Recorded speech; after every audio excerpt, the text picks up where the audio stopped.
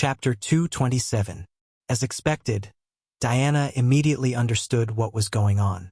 She was not particularly clear about the grudges of the outside world, but the people who wanted to kill her sisters on Paradise Island were undoubtedly bad guys. Should we go and help? Help what? There are only 3 enemies in total. Look, the reinforcements are here. Thea was a little impressed by the 3 German spies. They were really not afraid of death. 3 people rushed out of the Allied headquarters with 3 pistols. Although the guards were usually not elites, there were still more than 10 people there. They were all holding rifles. One of the guards who was nervous called the patrol team that was passing by, and another 100 people came. The 3 German spies were shot full of holes before they even had a chance to eat cyanide. A young man who seemed to be a lieutenant colonel ran out of the headquarters when he heard the rapid gunshots. When he realized it was a false alarm, he turned his head and ordered his men to tell the generals inside that they could crawl out from under the table. The situation outside was firmly under his control. Bastard, there are no survivors. But after looking around, he realized that he was a little too hasty. There were only 3 enemies on the ground, and each of them had more than 10 bullets in their bodies.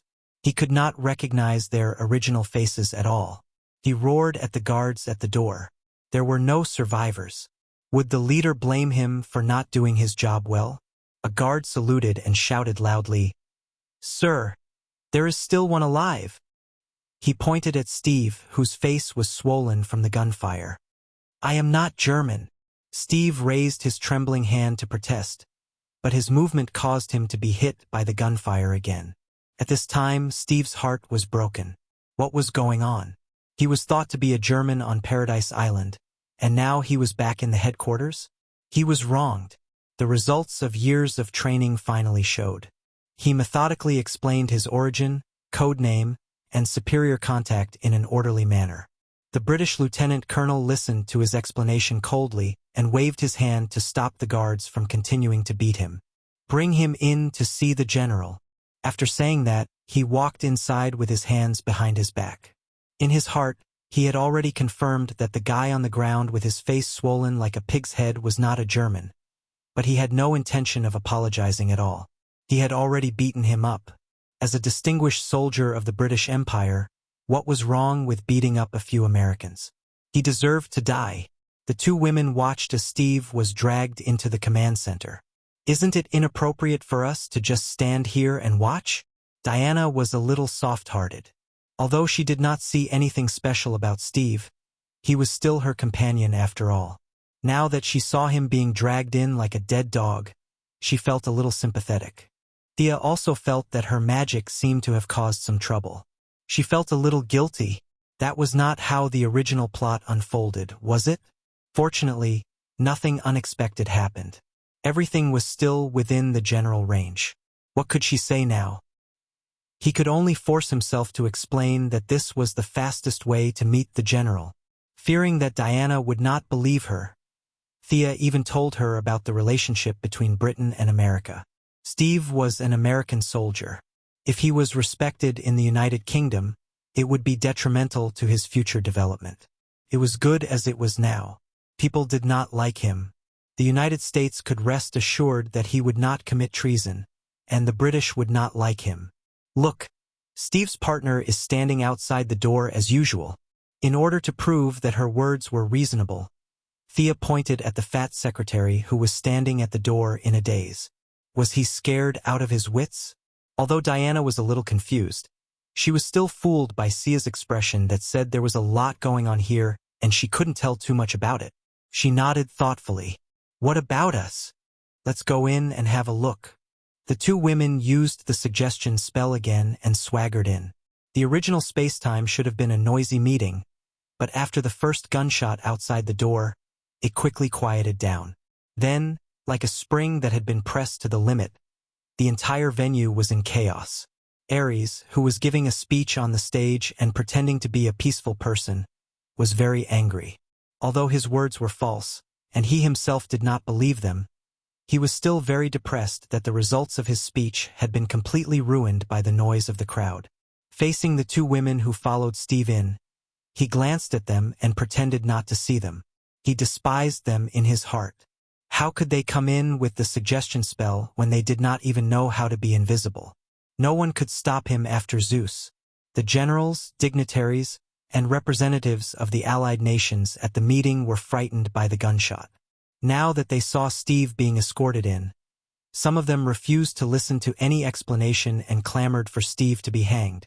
Of course, Ares could not let his important pawn die, so he pretended to be kind and tried to explain for Steve and the conference room. This guy is Ares? Thea quietly looked at the guy who looked a little like Professor Lupin. His disguise was so good that there was not even a trace of divine energy fluctuation.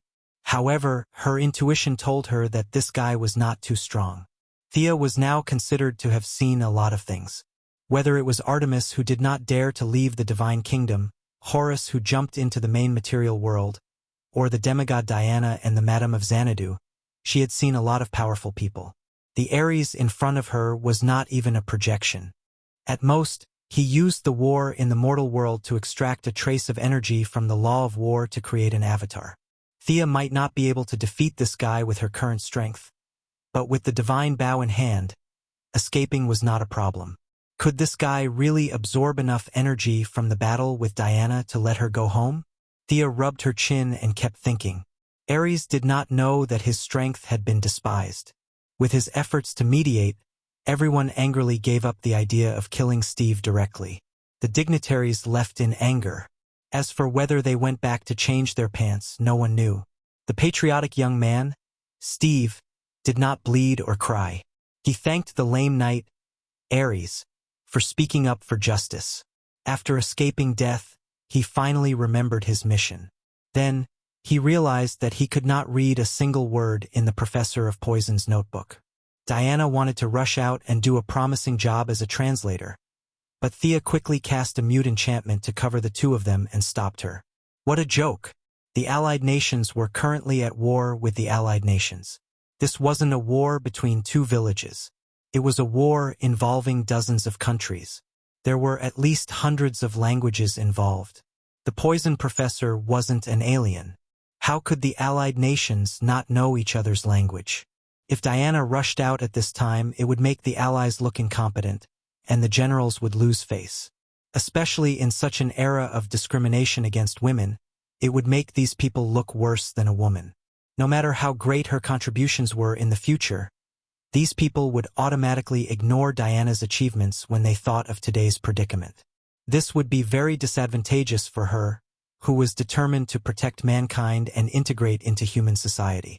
Even if these so-called big shots died in the future, their thoughts would still be passed on to the next generation. If the initial impression was bad, it would be too late to remedy it in the future. Chapter 228. It was 1918, not the beginning of the war, but the end of the war. All kinds of materials and personnel were needed to serve the war. One of the general's secretary quickly called an old man with thick glasses from downstairs. The old man's knowledge was not to be underestimated. Without much thought, he finished translating the notes in the notebook. A few of the Allied generals listened to the old man as he finished reading the notes of the Doctor of Poisons. Very formally, they expressed that they understood. Captain Steve Trevor, you did a good job. You can find a place to rest now. Steve was enraged by the bureaucratic habits of the generals. He scolded them for not doing anything. Then, he very vividly demonstrated what it meant to be beaten out in front of Thea and Diana. Looking at Steve being dragged out, Diana was puzzled. She whispered to Thea, "Why did the human generals ignore what was about to happen? Are they under a spell?" From the corner of her eye, Thea saw Ares, who was pretending to be a cripple, twitching his ears. She knew that her mute enchantment would not be able to stop him if he wanted to listen.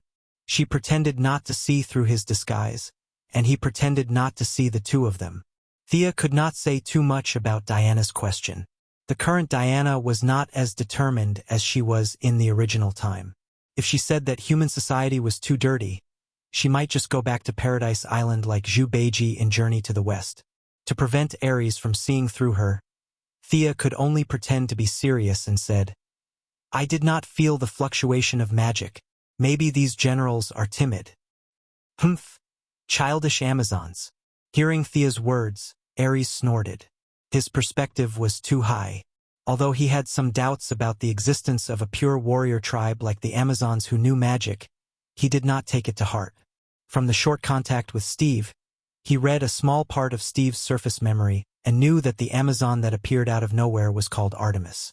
He knew the name of the goddess of Paradise Island very well.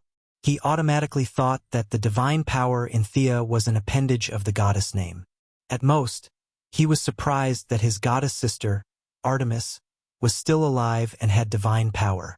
However, he did not take it to heart at all. Sure enough, Diana did not think much after hearing Thea's explanation. She just looked at the leader of the Allied generals with disdain, treating this political compromise as cowardice. Diana shook her head and said to Thea, "Steve's mission is complete. Let him continue his mission. Let's go to the front line to find Ares. I want to cut off his head and end this war."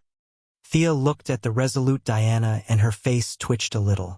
She did not dare to look at the dog head in the room. She was afraid that the god of war would not follow the script and directly transform in London.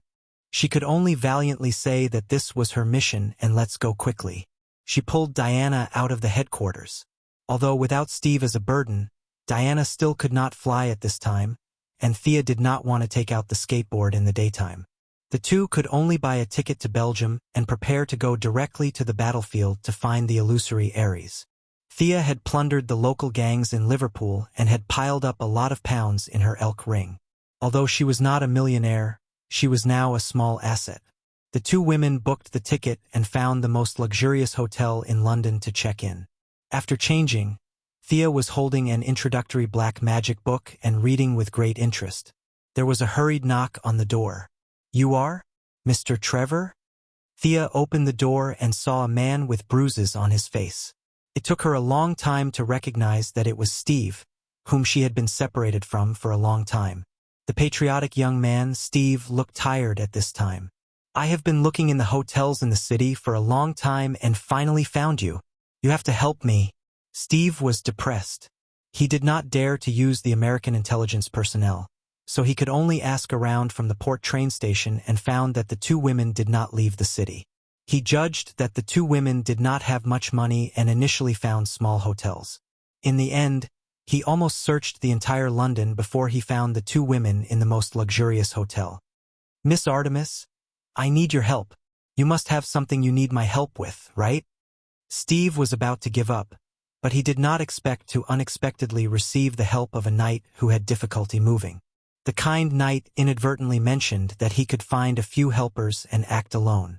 Steve did not know that all of this was a hint from Ares and thought that it was his own idea. He thanked Ares profusely and ran all over the city. He was exhausted and finally found the two women. Sia had already expected this. Ares's thoughts were not difficult to guess.